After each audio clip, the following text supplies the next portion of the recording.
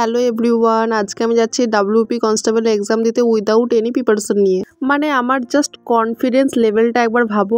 আমি এটা জোর গলায় বলছি যে আমি কোনো প্রিপারেশন ছাড়াই এক্সাম দিতে যাচ্ছি। তো দেখতে দেখতে আমি আমার এক্সাম সেন্টার অর্থাৎ নেতাজি মহাবিদ্যালয়ে চলে এসেছিলাম। আমি কাউকে জিজ্ঞাসা করবো না যে কেমন এক্সাম হয়েছে, সবাই আবার প্রিপারেশন নাও। আমি জানি সবাই আমার মতনই ম্যাথ আর ইংলিশ প্র্যাকটিস না করেই এক্সাম দিতে গেছে, তো তাদের কি করে ভালো এক্সাম হবে।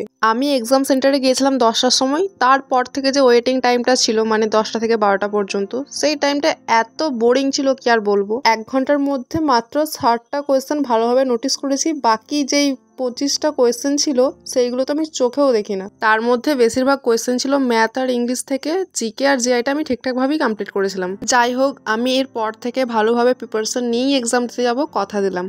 এক্সাম দিতে আসার সময় যতটা ভিড় হয়েছিল তার থেকে অনেকটাই কম ভিড় ছিল বাড়ি ফেরার সময়। দেখো, অনেক কষ্ট করে আমি মদিনা থেকে একটা সিট জোগাড় করেছিলাম, ঠিক আছে। আমি তো জানি ওয়েস্ট বেঙ্গল পুলিশের সিট আমি পাবো না, সেই জন্য বাসের সিটটাই কষ্ট করে জোগাড় করে নিয়েছি। গাইজ, আমার খুবই শখ একটা আইফোন নেওয়ার, ঠিক আছে। এই ফাটা ক্যামেরায় আমি আর ভিডিও করতে পারি না।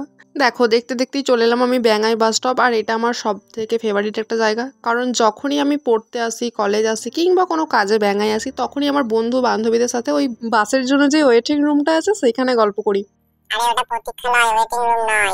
যাই হোক, একই ব্যাপার। সত্যি কথা বলতে, আমরা যদি রেগুলার পড়াশোনা করি না, তাহলে এরকম এক্সাম ক্র্যাক করা খুব একটা বড় ব্যাপার না। সরি গাইজ, আমি একটু বেশিই বলে ফেলেছি। Sorry, very very sorry. দেখো, চেষ্টা করলে কোনো কিছুই অসম্ভব নয়। আমি আবারও চেষ্টা করব, কারণ এই স্বপ্নটা আমার বাবা মার স্বপ্ন। তার সাথে সাথে পরিবার পরিজন, আত্মীয় স্বজন, ইভেন আমাকে বাসের কাকুগুলোও বলে যে তুই আর্মি হ বা পুলিশ হ, কিছু একটা হ, দেন আমাদেরকে মিষ্টি খাওয়াবি। আর তখন যে সিচুয়েশনটা হয় না, আমি তো বলে বোঝাতে পারবো না। আমার তখনই মনে হয় যে হ্যাঁ, এই সব মানুষগুলোর জন্য না হয় চেষ্টা করাই যাক। আমি আমার স্বপ্নের পাশাপাশি এদের স্বপ্নটাও পূরণ করি। তো আজকের মতন টাটা, আবার দেখা হবে অন্য কোনো ভ্লগে। ততদিন নিজে ভালো থেকো, অন্যকেও ভালো রেখো। আর এই ভ্লগিং আমি ছাড়বো না, কারণ এটাই আমার স্বপ্ন। Tata guys.